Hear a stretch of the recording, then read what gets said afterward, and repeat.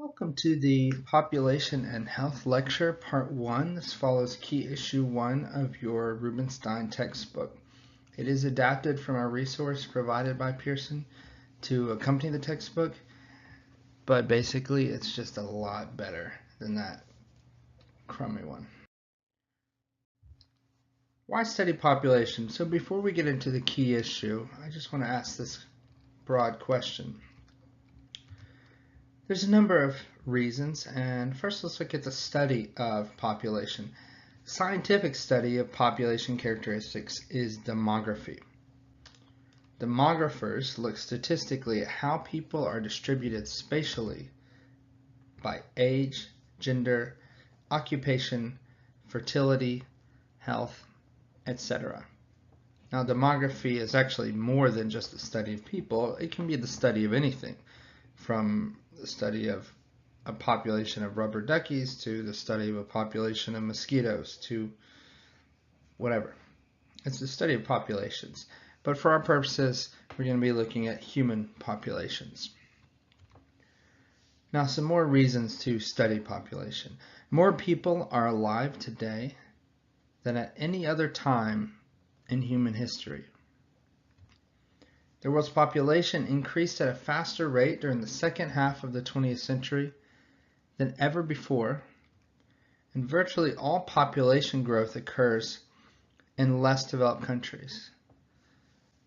While the typical family in a more developed country today contains fewer people than in the past, and the number of children is declining. So it's not just that we have growth or we have decrease, it's where we have it. And this is why geography is an important way of looking at demography. So, demographer Joel Cohen has a few other reasons why we should study demography. He says that 1 billion people are chronically hungry, 1 billion people are living in slums, and 1 billion people are illiterate. Not the same billion necessarily, but there is overlap. Millions of women have no access to birth control. So this question of why we should study population becomes more and more important the more people that we have and the more babies that are born. Just to give you an idea of how dramatic of a change many of us have lived through and are continuing to live in, I want you to take a look at this chart showing population growth over hundreds of years, or I should say thousands of years.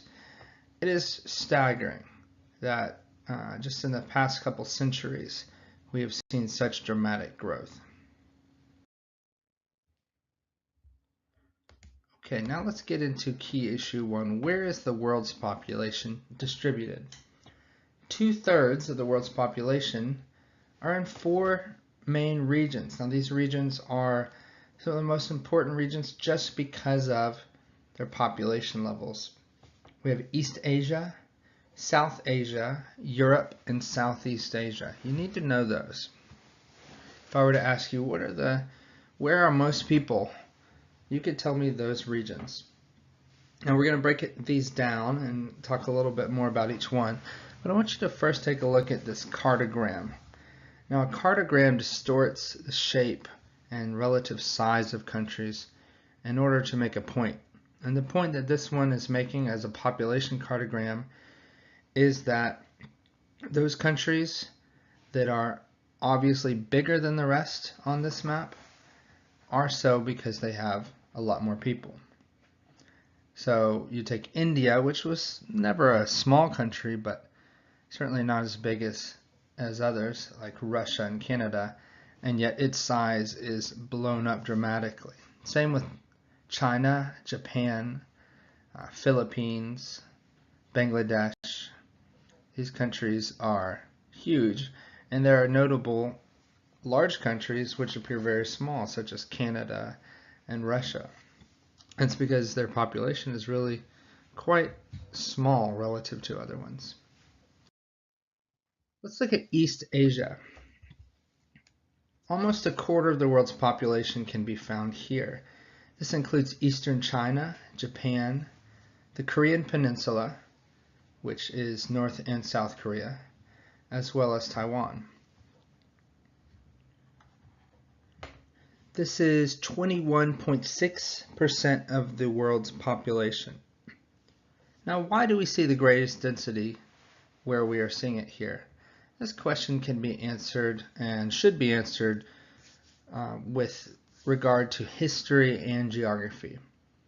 Now, if we were just to look at it from a geographer's perspective, we can take note of the fact that a great majority of people around the world live relatively close to the water, to the ocean. And we see this area is no exception. And if you're not living close to the ocean, you are likely to be living close to a major river or body of water.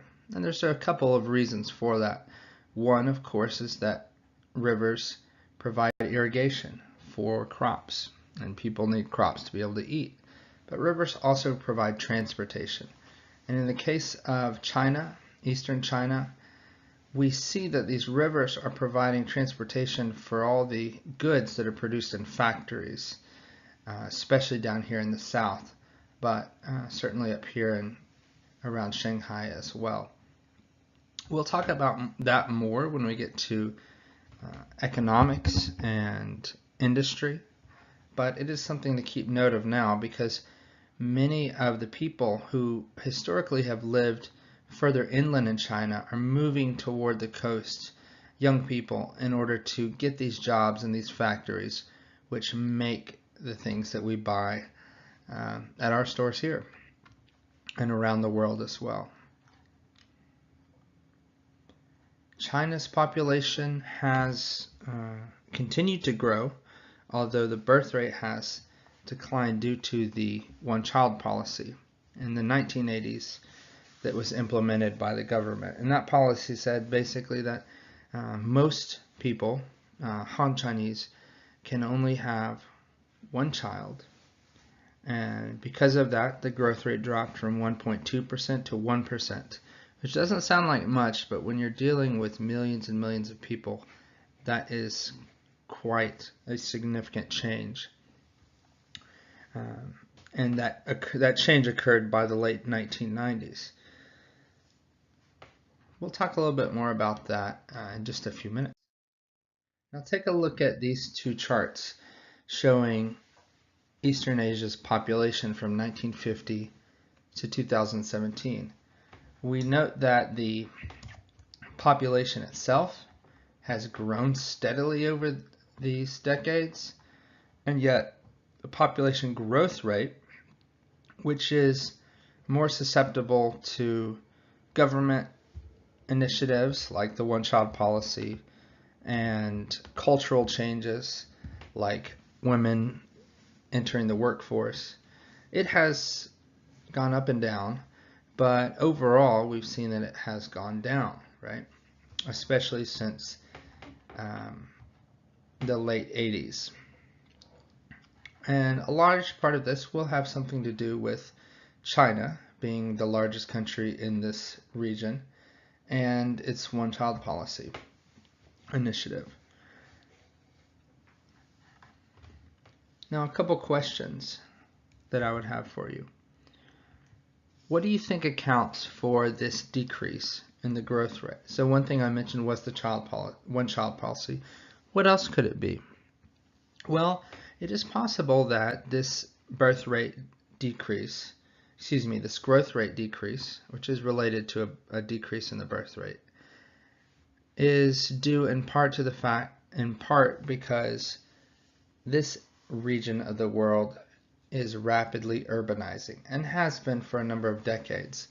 Japan, for instance, leading the way, and then Korea and now China following, have adopted Western business practices and have become really the factory of the world. And as more people move into cities to work in factories, they're leaving their old ways behind, they're leaving agriculture behind. And so what we've already discussed is how children in cities really become a liability whereas children in the countryside, children in an agricultural context, are an asset. And so, to boil it down and make it simple, you could just see it like this. If you live in a city, you don't want to have many kids, because kids cost more in a city, and they're really not that helpful. Hate to break it to you, you are more of a liability than an asset. Of course, you are priceless, and I've said that in class. I don't want you thinking otherwise, but you are also very expensive if your family lives in the city and if you're not helping out with the family business. And so that could account for this.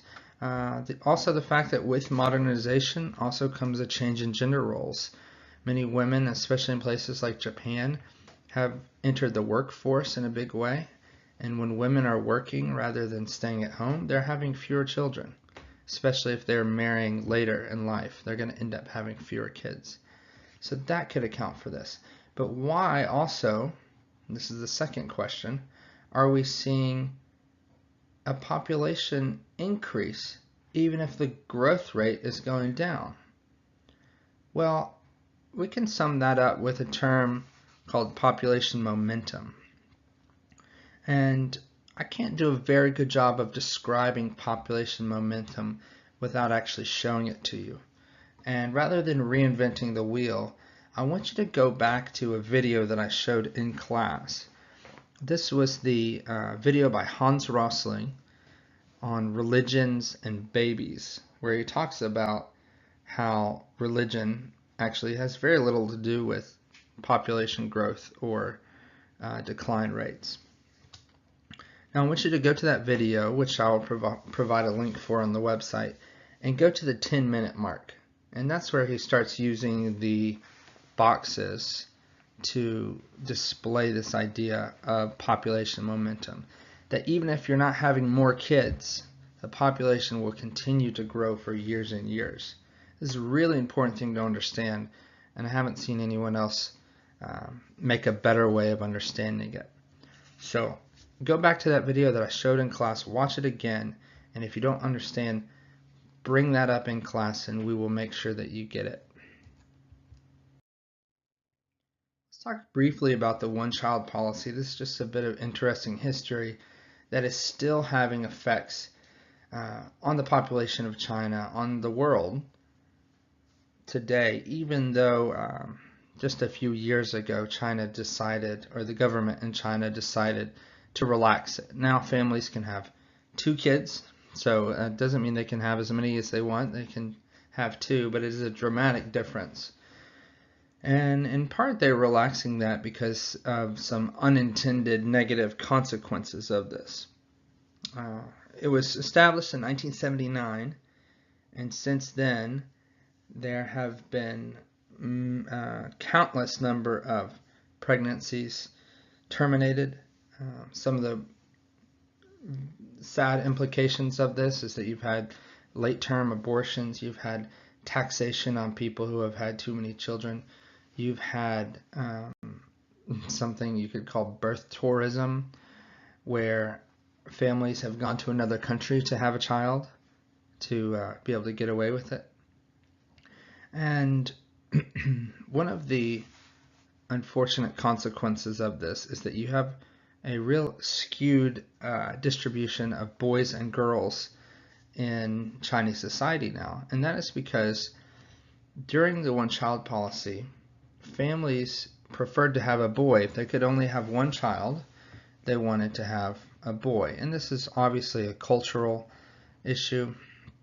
And we talked about the same thing going on in India, where families really desire to have a boy because of historical, cultural ideas about who should be in power and who can carry a family and who can take care of a family, as well as carry on the family name.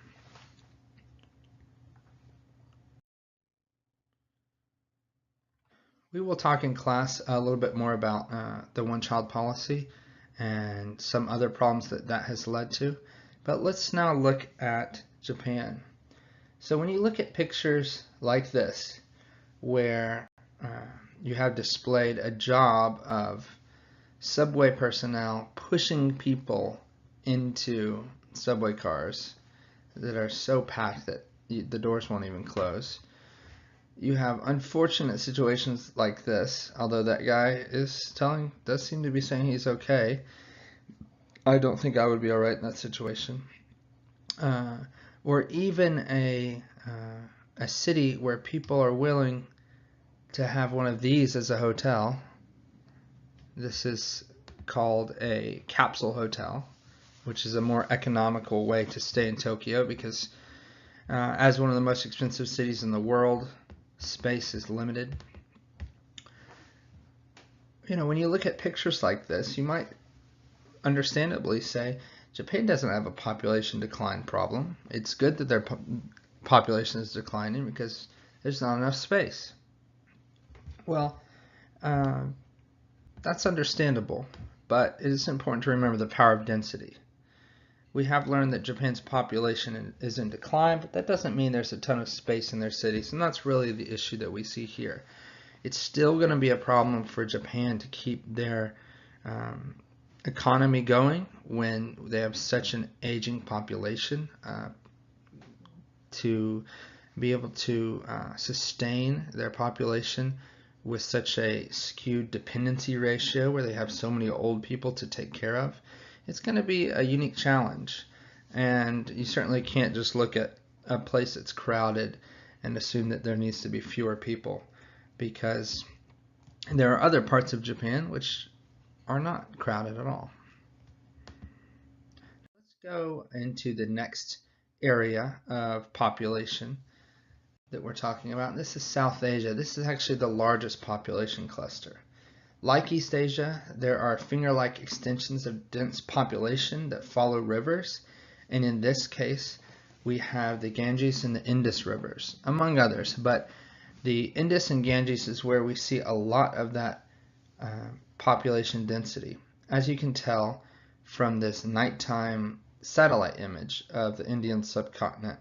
And if we compare it to this map showing rivers, we can see that there is a clear connection there between the rivers and the population. Now, why might that be? Of course, as we've said before, water is essential to human life, and where there is water, usually there will be people. South Asia has 1.8 billion people. That's over a quarter of the world's population. And when we talk about South Asia, we're talking about a number of countries, not just India. We're talking about Pakistan as well, the Maldives, Bhutan, Bangladesh, Sri Lanka, and sometimes Afghanistan. A lot of times Afghanistan gets lumped into what we call Southwest Asia or the Middle East. And so it's important to just know what we're talking about here, but in this case we are going to include Afghanistan.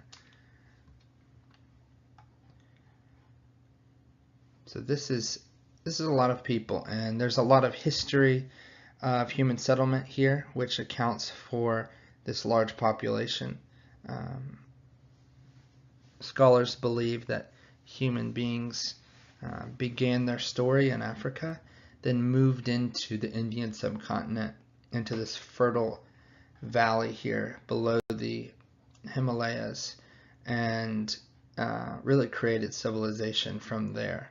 And so there is a great history of people being here, and now there is a great challenge to sustain all those people.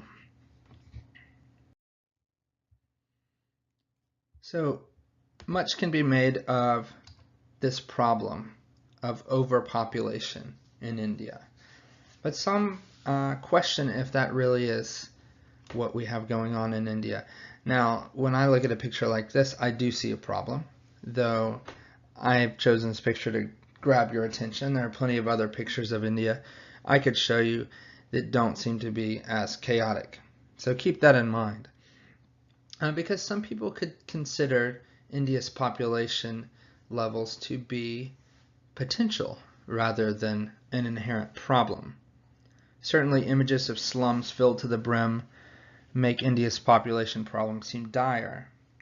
But like I said, some will contend that it is this large workforce that's going to make India a growing power in the decades to come. It's really going to depend on how India manages its resource and manages its people. And it being the largest democracy in the world, that is no small challenge. Because as we should all know, making decisions as a democracy can be a messy thing, and it doesn't always happen quickly. Notice even though the population will continue to grow based on this population pyramid, as these cohorts move up in age and get larger and create more and more people in the country, we are seeing fertility rates start to stabilize. And much of that is due to education, especially in the south, but moving into the north as well. So if India can learn to live with a huge population, it could end up with a very great, strong workforce.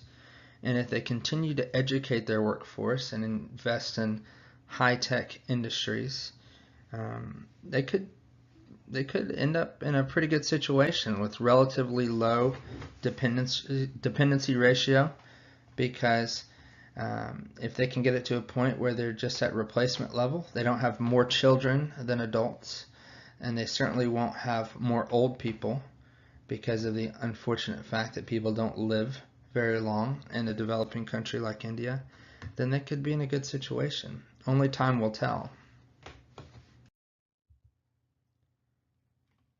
Just to sum up all the information that we just went over regarding South and East Asia, I want you to take a look at this map and guess for a second what this might be showing, since I have no caption on here.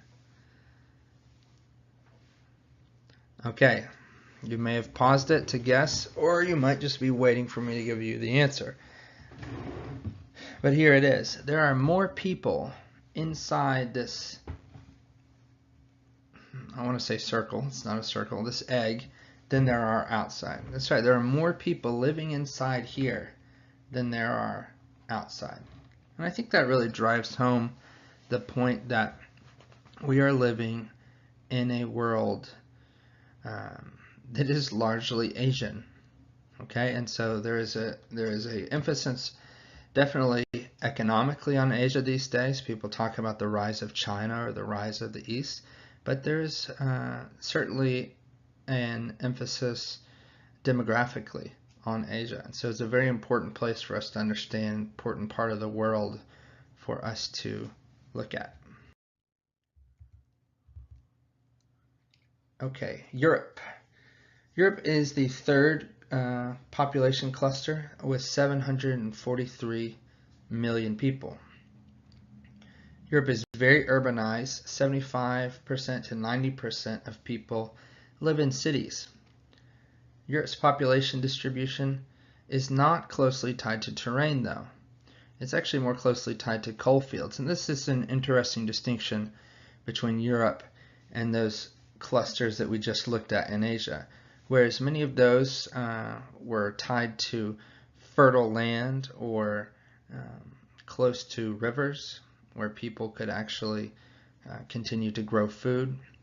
In Europe, many of these population clusters are going to be near coal fields. Not every single one, but certainly with exception. Many of them are, especially when we're looking at the United Kingdom and Western Europe. And that is due to the Industrial Revolution, where people started to move into cities and the surrounding area in order to work in factories as industry ramped up. Population densities are going to vary from being the highest in the Netherlands, where there's not very much available land, even to the point where the government, or the people, I should say, have reclaimed land from the earth by, from the water by draining the ocean from what are known as polders. Yet people live in very close proximity to each other with a lot of population density, to very low population density in Iceland, where, as you could imagine, there is not a lot of habitable land, though it is very beautiful. There's not a lot of great farmland. So we talked about how in some areas there's a lot of space, in other areas of Europe there is not. Here I took this picture in France recently, this past summer, and this is rural France out in the countryside, and as you can see there's plenty of space for anybody, more room than you could hope for. I was very envious of this guy, and one day I would like to be on his level. And yet then you go into the city and space is at a minimum, and there is a high cost of living associated with living in a city. That doesn't mean you have to be rich to live in a city, certainly not, but things do cost more. So if you're going to have a big car, you're going to have to think about how easily are you going to be able to park this, how much fuel are you going to be able to afford. So people drive small cars. I took a picture of this strange car, and that's my wife's friend, so I cut her head off. I have nothing against her. I just don't want her identity revealed, I guess. And the other thing I would show you here is another picture I took. This is in Lyon, France, which is a major city. People live in apartments because space is, like I said, at a premium. Let's look at some other population clusters. In the Western Hemisphere, which is, you have about 2% of the world's population, we've got northeastern United States and southeastern Canada. If you've ever been to Canada, you will notice that most people live very close to the US border, and the largest population cluster is right up there near New York in the southeast part of Canada. This cluster extends along the Atlantic coast from Boston to Virginia and westward along the Great Lakes to Chicago. Now, most Americans are urban dwellers, meaning we live in and around cities. Less than 2% of us are farmers. It doesn't mean many of us don't work in the food industry, but actually planting crops and growing them and harvesting them, that is a very small percentage of us. And so there's not really a reason for us to live out away from cities, especially when cities in a developed country have so much to offer. Our cities are generally less densely populated than those in Europe, but most Americans, like I said, do live in the city. Note how your job affects your location. Like we said, if you're not a farmer, then you're likely to have little reason to live away from the city. In fact, it just becomes difficult to commute a long distance into the city if your job is not in agriculture or forestry or something else that requires you being out in the countryside. Another population cluster is West Africa, another 2% of the world's population, mostly along the south-facing Atlantic coast. Actually, approximately half of this concentration is found in one country, Nigeria, which is a very big West African country. Most West Africans, though, work in agriculture. And so if you were to compare the West African population cluster with that of Canada and the US, you would not be too surprised to find that you have more people living in villages because they're working in agriculture. But we are seeing growth in cities, and more Africans are moving into big cities, which does cause some problems, though it has some very positive outcomes. The access to education and technology is greater in cities.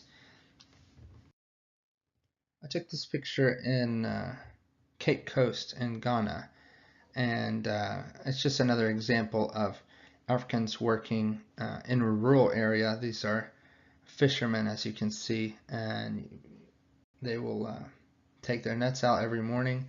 catch fish and bring it back in, and that's their job. Not exactly agriculture, but along the same lines. Let's look a little bit more closely at North America. East Central US and Southeast Canada has the greatest population concentration in North America. Unlike in Europe, North America does have large areas of sparsely populated regions, right? But we're not talking about that right now. We are talking about those densely populated regions. As you can see in the image to your right, this megalopolis, the great megalopolis in the US, is basically a connection of highly populated cities where one seems to be right next to the other.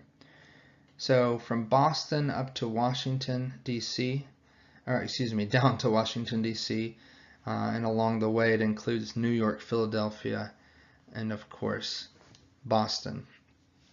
We have just a massive amount of people, and this again is historical.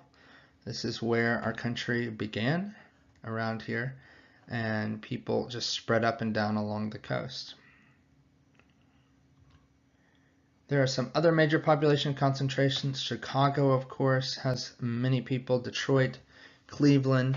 Then you get into California with San Francisco, Los Angeles, and San Diego.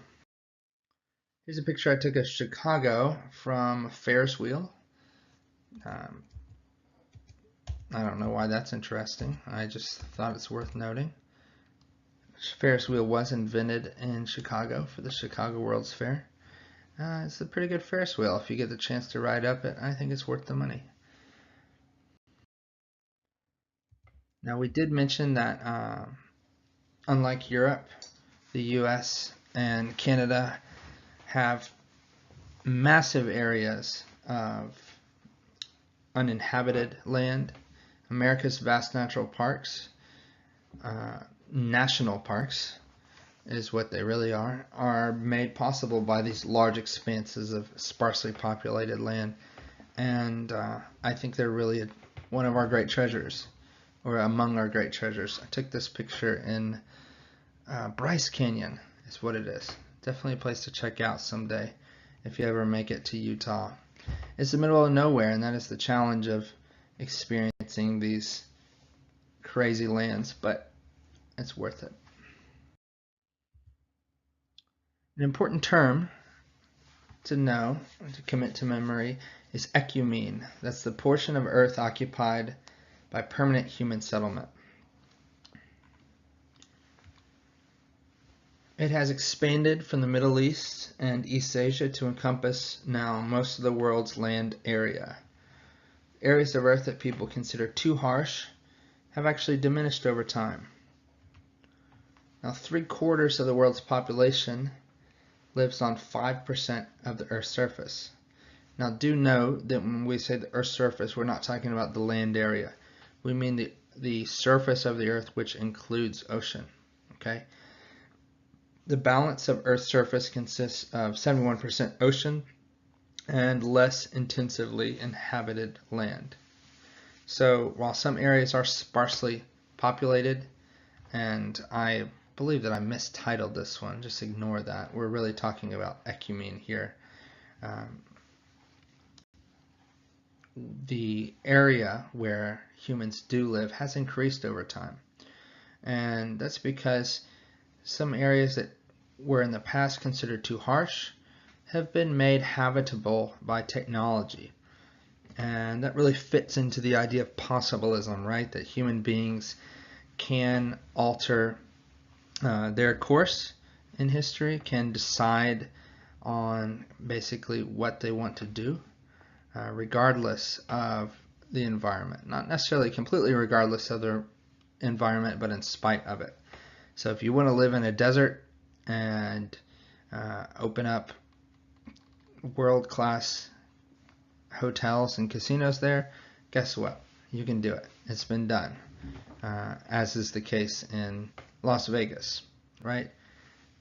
No, it's not a good place to grow food. It's not a good place to live really in general, but you can pump that water in, you can transport that food in, and That's exactly what they do. So some of the places that people generally avoid, places that would not fit within this what we call ecumene: dry lands, deserts, of course, in general.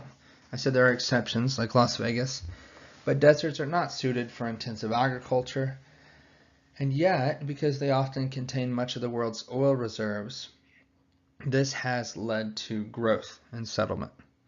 So if we take the United Arab Emirates, for instance, on the Arabian Peninsula, that's not a great place to live by traditional standards. But when you factor in the fact that oil is a commodity that you can get a lot of money for, well, the desert, you start to look at it in a new way, right? And you can now go to 5-star hotels in deserts, which previously would have been seen as worthless land because of the commodity of oil. Wetlands. If a place is too wet and hot, it's going to deplete the nutrients in the soil and it's going to hinder agriculture. Yet in Southeast Asia, for instance, where you do have this combination, enough food can still be produced to support a large population through something we'll learn about when we study agriculture called intensive agriculture. So rice production, for instance, does require high amounts of moisture, and heat is good for rice production. So there are ways around these problems. Cold lands, right? If it's too cold, can't grow food. Animals can't survive. Animals can't survive if there's no food. So places near the poles, you're not going to find large populations because it's just not a good place to live. And highlands. Most people tend to not want to live on mountains that are steep and snow-covered because, again, it's very hard to produce food in these regions. And when we think about the entire history of the human race, it's been about food. It hasn't really been about, where's the prettiest place or where can I live to get the best Instagram shots. It's been about, am I going to be able to grow food here? Now, of course, we do live in a different world now with technology being what it is, transportation being what it is. You can live on a mountainside and have your food brought in. But in places like Latin America and Africa, people have preferred higher elevation because temperatures can be lower than they would at those lower elevations. Now let's talk about density. Population density, we can see here in persons per square kilometer, with that dark brown being 1,000 and above, and then the rate going down from there. So again, you can see what we've already seen, these major population clusters in a big way in South and Eastern Asia, but also in Europe, also in Sub-Saharan Africa, also in North America. There's 3 ways to describe population density. The first one is the simplest, arithmetic density. Well, they're all simple really, but the first one is probably the one that you would have thought of. It's the total number of people divided by the total land area. Since the US has 310 million people and 3.7 million square miles, the US would have an arithmetic density of 84 people per square mile. So this answers where people are located, but it doesn't answer why, right? Important to keep in mind. Physiological density, the number of people per unit of arable land. If a country has a much higher physiological density, it would demonstrate that crops are grown on a given piece of land, and they would have to feed far more people than in a country with a lower density. If you need to look at these again, feel free to pause the video and just read them slowly. But again, this is stuff that you've read about in your book already. Agricultural density, a lot of people confuse this with physiological density. You just got to know it. It's really not that complicated. the ratio of the number of farmers to the amount of arable land. Okay, so this is actually not about how many people are there as a total population, but about how many farmers are there. This measure helps account for economic differences. Why? Because MDCs have lower agricultural densities, meaning fewer farmers, because technology allows a few people to farm extensive land areas. So if you go to a less developed country, you're going to find a lot of farmers working with their hands, working with a plow drawn by an animal, spending a lot of their time trying to figure out irrigation and trying to salvage crops when there's not enough rain, but and also a lot of time harvesting. But in more developed countries, we have different machines for each task that is required in agriculture. Massive harvesters that are GPS guided, which require one person really just to oversee, even though, and they can really just press a button and have it autopilot. Keep in mind, technology allows for less farmers, right? And also it means people are going to be living in cities if they're not farming. So those things really go hand in hand. You should start to see connections between things like agriculture and population levels, the types of jobs people have. And later on we'll talk about how culture impacts all this. Now with that stuff in mind, take a look at this chart. I'm going to ask you to pause it so that you can actually get a sense of these countries and why their arithmetic density, physiological density, and agricultural density is what it is. So Canada, for instance, huge area of land, not that many people, and so it's going to have a low arithmetic density. But if we compare that to, say, Japan, which is really just a collection of small islands, yet we know there's a lot of people, of course it's going to have a high arithmetic density. Look at Egypt and look at the physiological density.